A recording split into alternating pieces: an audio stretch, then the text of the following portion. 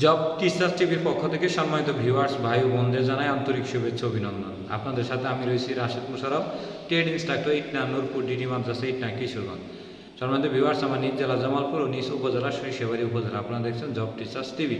সম্মানিত ভিউয়ার্স, আজকের আলোচ্য বিষয় পঞ্চম গণবিজ্ঞপ্তির ভিরুল পূরণ সম্পর্কে আপনাদের পাঠানো কিছু প্রশ্নের দ্বিতীয় পর্ব, অর্থাৎ জব টিচার্স টিভির ভিরুল পূরণ সম্পর্কে দ্বিতীয় পর্বে আজকের 10টি প্রশ্ন থাকবে।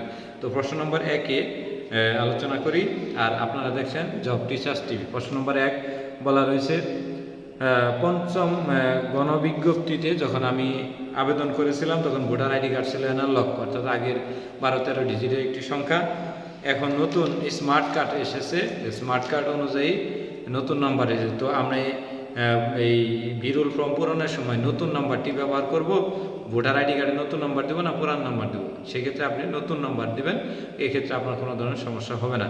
পরের প্রশ্ন বলছে, ভিরুল ফর্ম পূরণে এনটিআরসি সর্বশেষ নীতিমালাতে কি বলা রয়েছে? ভিরুল ফর্ম পূরণে এনটিআরসি একটি নোটিশ বা বিজ্ঞপ্তি জারি করেছে, সেখানে বলা রয়েছে ভিরুল ফর্ম পূরণ ছাড়া কেউ চূড়ান্ত সুপারিশ পাবে না, এবং ভিরুল ফর্ম পূরণে খুবই সতর্কতা অবলম্বন করার কথা বলা রয়েছে।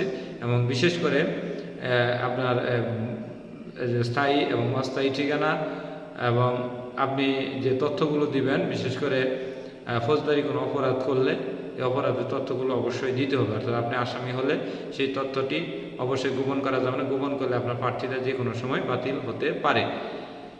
আর যদি কোনো মতে ভুল হয়ে যায় তো সেক্ষেত্রে এনটিআরসি কঠোরতা দিয়েছে, সেক্ষেত্রে আপনার সুপারিশ বাতিল করেও দিতে পারে। তবে আমরা চতুর্থ গণবিজ্ঞপ্তি আলোকে দেখেছি যে ভিরুল ফর্ম পূরণের পরে কাউকে বাদ দেওয়া হয়নি, তাদের সংশোধনের জন্য যথেষ্ট সুযোগ দেওয়া রয়েছে। আশা করি আপনারা পঞ্চম গণবিজ্ঞপ্তিতেও এই ধরনের সুযোগ সুবিধা পাবেন। তো সম্মানিত ভিউয়ার্স, পরের প্রশ্ন হচ্ছে, ভিরুল ফর্ম পূরণে নতুন ছবি না পুরান ছবি কোনটা দিব? আপনি নতুন কিংবা পুরাতন যে কোনো ছবি দিতে পারেন, কোনো সমস্যা নেই। তারপরে বলছে, ভিরুল ফর্ম পূরণে যারা বিধবা তারা কি বিবাহিত অবিবাহিত না অন্যান্য দিবে? তো সেক্ষেত্রে আপনি অন্যান্য দিতে পারেন বা অবিবাহিতও দিতে পারেন, কোনো এক্ষেত্রে কোনো ধরনের সমস্যা নেই। শুধুমাত্র পরিবার পরিকল্পনা কিংবা বিসিএস সহ বেশ কিছু চাকরি যেখানে নারীরা বিবাহ করে চাকরি নিতে পারবে না, এরকম কিছু চাকরি রয়েছে, বা সৈনিক পদেরও কিছু চাকরি রয়েছে। এইগুলো চাকরিতে আপনার এই লিঙ্গ নির্ধারণ বা বিবাহিত বা অবিবাহিত এই বিষয়টি অত্যন্ত জরুরি থাকে। তবে এমবিভুক্ত স্কুল, কলেজ, মাদ্রাসা এবং কারিগরি শিক্ষা প্রতিষ্ঠানের সহকারী শিক্ষক, ট্রেড ইনস্ট্রাক্টর, প্রভাষক বা কর্মকর্তা কর্মচারী নিয়োগে বিবাহিত অবিবাহিত বা অন্যান্য যারাই থাকুক না কেন, তৃতীয় লিঙ্গ থাকুক না কেন, এর ক্ষেত্রে আপনার কোনো ধরনের সমস্যা নেই। এই ক্ষেত্রে আপনার পুলিশ ভেরিফিকেশনে কাউকে বাদ দেওয়া হয় না।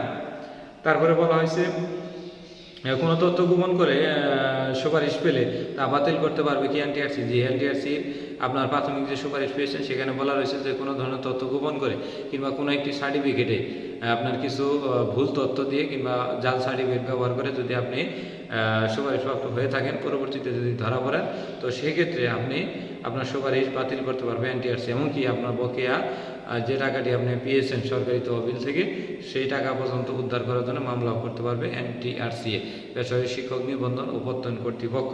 পরের প্রশ্ন বলা রয়েছে যে, ফৌজদারি অপরাধ সংক্রান্ত তথ্য গোপন করা যাবে কি? জি না। ফৌজদারি অপরাধ বলতে আপনি যদি ফৌজদারি কোনো অপরাধ করে থাকেন এবং মামলার আসামি হন এবং সেটার ক্ষেত্রে যদি দোষী সাব্যস্ত হন, সেক্ষেত্রে আপনি তথ্য গোপন করা কোনো মতেই যাবে না।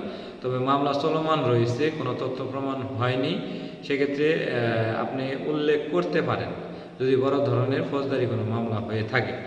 তারপরে বলা হয়েছে, ভিরুল ফর্ম পূরণে পিতার পেশা সম্পর্কে বলুন। ভিরুল ফর্ম পূরণে পিতা যদি কৃষি কাজ করে তাহলে কৃষি পেশা দিবেন, ব্যবসা করলে ব্যবসার পেশা দিবেন, চাকরি করলে গভর্নমেন্ট সার্ভিস দিবেন, মানে যে যেভাবে আছে সেইভাবে দিতে পারেন। ভিরুল ফর্ম পূরণে কোনো সমস্যা হলে করণীয় কি? ভিরুল ফর্ম পূরণে কোনো সমস্যা হলে এনটিআরসি বরাবর আপনি ফোন দিতে পারেন বা তাদের হেল্পলাইনে সাহায্য নিতে পারেন।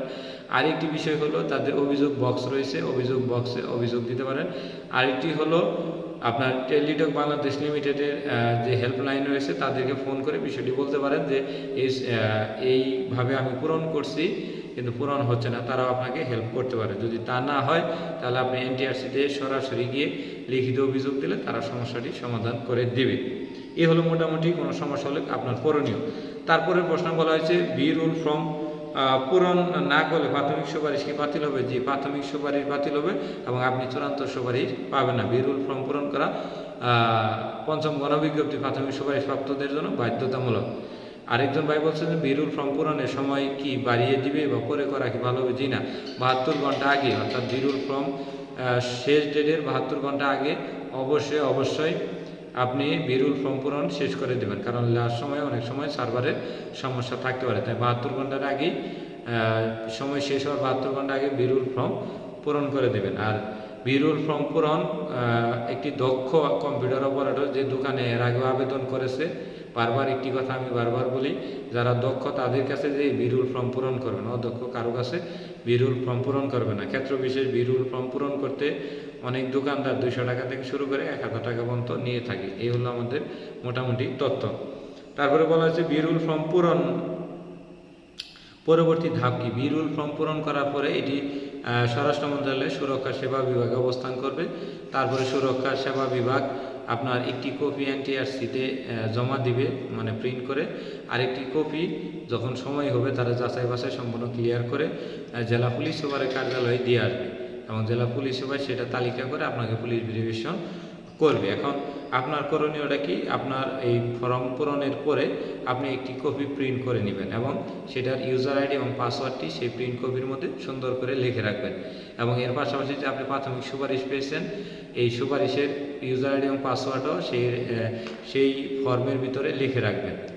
এবং আপনি যে আবেদন করলেন, কোন আবেদন করছেন এবং কোন দোকান থেকে আবেদন করছেন, সেই দোকানের নামটা মনে রাখবেন। আপনার আবেদন কপিটা যদি অন্য কোনো সময় লাগে সেখান থেকে যেন প্রিন্ট করতে পারেন। এবং আপনি অপেক্ষা করবেন, এর ভিতরে আপনার যে কোনো সময় আপনার চূড়ান্ত সুপারিশের জন্য আপনার মোবাইল নম্বরে একটি SMS আসবে। আপনি 1 মাসের মধ্যে এই প্রতিষ্ঠানে যোগদান করবেন। অর্থাৎ এর ভিতরে পুলিশ ভেরিফিকেশন হতে পারে, অথবা আপনাকে চলমান অবস্থায় রেখে পুলিশ ভেরিফিকেশন চলমান অবস্থায় রেখে আপনাকে সুপারিশ করতে পারে। তবে আমরা চৌদ্দগ্রামে দেখেছি যে পুলিশ ভেরিফিকেশন চলমান রেখেই আমরা যোগদান করার কিছুদিন পরে পুলিশ ভেরিফিকেশন এসেছে চৌদ্দগ্রাম বিজ্ঞপ্তিতে, তো আমরা ওটাই করেছি। তো এই হলো আমাদের মোটামুটি একটি অবস্থান। এই অবস্থানের জন্য আপনারা অপেক্ষা করেন, যে আপনাদের এখন কিন্তু সময় এসে পড়েছে। অর্থাৎ বিরুল ফর্ম পূরণের 2 মাসের মধ্যেই আপনি কিন্তু যে কোনো প্রতিষ্ঠানে আপনাকে যে প্রতিষ্ঠানে সুপারিশ করা হয়েছে সেই প্রতিষ্ঠানে কিন্তু আপনার যোগদান করবেন। আরেকটি বিষয় বলি যে প্রাথমিক গণবিজ্ঞপ্তি যারা সুপারিশ পেয়েছেন, চূড়ান্ত প্রতিষ্ঠান ওইটাই, মানে আপনি যেখানে প্রাথমিক সুপারিশ পেয়েছেন চূড়ান্ত সুপারিশ ওই প্রতিষ্ঠানে পাবেন। অন্য কোনো প্রতিষ্ঠানে কিন্তু আপনাকে চূড়ান্ত সুপারিশ করবে না।